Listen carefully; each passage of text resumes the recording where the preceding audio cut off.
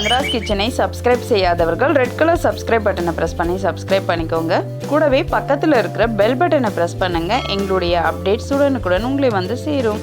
Hi friends, welcome to Chandra's Kitchen. இன்னைக்கு வந்து நம்ம பாத்தீங்கன்னா தாமரை பூ விதையை வச்சு ஒரு பாயாசம் செய்ய போறோம். இத வந்து மக்னா பாயாசம் அப்படினு சொல்வாங்க. இந்த பாயாசம் ரொம்ப சிம்பிளா ஈஸியா செய்யக்கூடியது. நம்ம ஈவினிங் ஸ்நாக்ஸா குழந்தைகளுக்கு கொடுக்கிறதுக்கும் நம்மளே வந்து ரொம்ப ஆசையா சில நேரங்கள்ல சாப்பிடணும்னு தோணும்போது சட்டுன்னு செய்யக்கூடிய பாயாசமா இது இருக்கும். இப்போ நம்ம இந்த மக்னா பாயாசத்துக்கு தேவையான பொருட்கள் என்னென்னன்னு பார்க்கலாம் வாங்க. முந்திரி, பாதாம், ஏலக்காய், சக்கரை, அதுக்கப்புறம் ஒரு ஸ்பூன் நெய். இப்போ நம்ம மக்னா அதாவது தாமரை விதையை வந்து ஊற வச்சு இருக்கோம். இதை வந்து ஃபஸ்ட்டு நீங்கள் ஒரு வாட்டி கழுவிடுங்க. அதுக்கப்புறம் ஒரு 10 நிமிஷம் இதை ஊற வச்சா போதும். இது நல்லா ஊறிடும். இப்போ இந்த 10 நிமிஷம் ஊற வச்சுட்டு நம்ம எடுத்தாச்சு. இப்போ நம்ம வந்து அடுப்பில் பாலை வந்து வச்சுக்கலாம். இப்போ வந்து பார்த்திங்கன்னா பால் வந்து கொதிக்க ஆரம்பிச்சிடுச்சு. நம்ம ஏற்கனவே மக்னாவை வந்து ஊற வச்சு வச்சுருக்கோம் இந்த தாமரை விதையை. இது வந்து 10 நிமிஷம் ஊற வச்சா போதும். இந்த பால் கொதிக்கும் போது இதில் சேர்த்துருங்க. நல்லா ஒட்ட தண்ணி இல்லாமல் பிழிஞ்சு சேர்த்துக்கோங்க.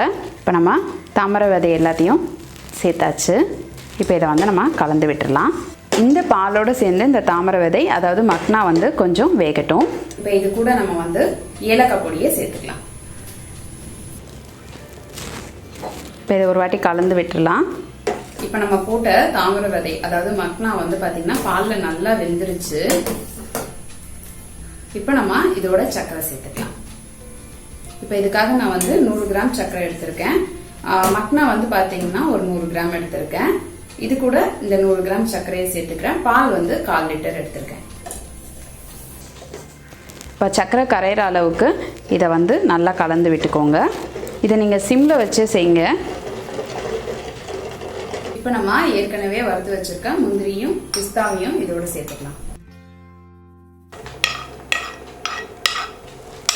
இது பார்க்கவே வந்து உங்களுக்கு அவ்வளோ சூப்பராக இருக்கும். சாப்பிடும் போது ரொம்ப நல்ல டேஸ்டாக இருக்கும். இந்த சர்க்கரை கரையிற அளவுக்கு மட்டும் வச்சா போதும். ரொம்ப நேரம் கொதிக்க வச்சிங்கன்னா உங்களுக்கு வந்து பால் வந்து திரிய ஆரம்பிச்சிடும். அதனால வந்து ரொம்ப நேரம்லாம் கொதிக்க வைக்காதீங்க. சர்க்கரை கரையிற அளவுக்கு இருந்தால் போதும். ஸ்டவ் ஆஃப் பண்ணிடலாம். இப்போ இதை வந்து ஒரு சர்விங் பவுலுக்கு மாற்றிடலாம். இப்போ நம்மளுடைய சுவையான மக்னா பாயாசம் ரெடி ஆயிடுச்சு. இப்போ நான் வந்து இதை டேஸ்ட் பண்ணி பார்க்குறேன் இது எப்படி இருக்குன்ட்டு. ரொம்ப சூப்பராக இருக்குங்க. நீங்களும் இதை உங்கள் வீட்டில் ட்ரை பண்ணி பாருங்கள். சுட சாப்பிடும் போதும் நல்லாயிருக்கு. இதை நம்ம வந்து சில்னஸ் பண்ணி ஃப்ரிட்ஜில் வச்சு சாப்பிட்டாலும் ரொம்ப சூப்பராக இருக்கும். ட்ரை பண்ணி பார்த்துட்டு உங்களுடைய ஃபீட்பேக்கை எங்களுக்கு சொல்லுங்கள். நான் இன்னொரு சுவாரஸ்யமான ரெசிபியோடு உங்களை சந்திக்கிறேன். நன்றி, வணக்கம்.